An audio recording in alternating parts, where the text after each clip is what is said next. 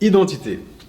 On le sait, le secteur Ripoll-Tunnel souffre d'une mauvaise image, notamment véhiculée par les médias. Pour les habitants, les commerçants, ceux qui l'utilisent au quotidien, ils ont souvent une perception bien différente.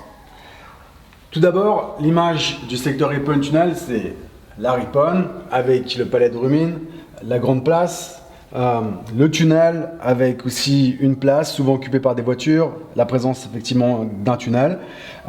Mais entre ces deux pôles, dans le secteur, il y a un foisonnement de différents types d'activités qui est bien illustré par la rue du tunnel, qui est pleine de petits commerces qui sont réellement des vitrines ouvertes sur le monde et qui représentent aussi le cosmopolitanisme lausannois.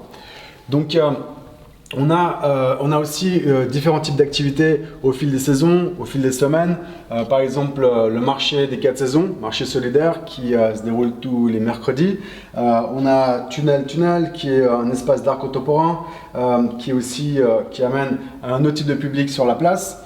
Donc, différentes perceptions en fonction des usagers, une diversité d'usages, une diversité de perceptions.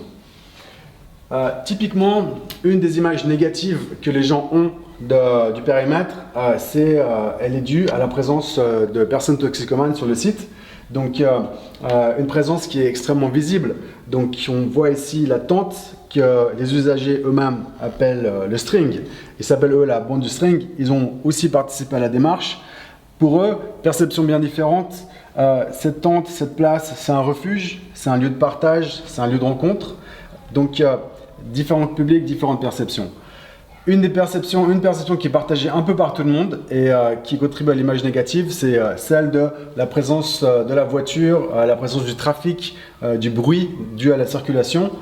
Ça, c'est quelque chose qui revient beaucoup, en particulier les enfants qui souffrent de cette présence de la voiture qui coupe un peu la place en différentes parties et qui aussi rend l'accès un peu difficile pour les personnes âgées ou à mobilité réduite. Donc cette image-là, négative, elle n'est pas forcément celle qu'en ont les habitants eux-mêmes.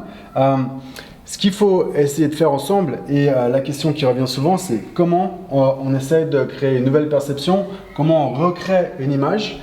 Et cette image-là, réellement, c'est l'image d'un espace public, d'une place publique qui appartient à tous dans sa diversité. Donc comment créer un secteur qui a une nouvelle image et en même temps une multiplicité d'identités au sein de cette image-là. Cette confusion, cette complexité du site, c'est quelque chose qui doit aussi être résolu avec un peu d'imagination, en réfléchissant ensemble à quelle image on projette. Et ça, c'est tout le sens de la démarche participative.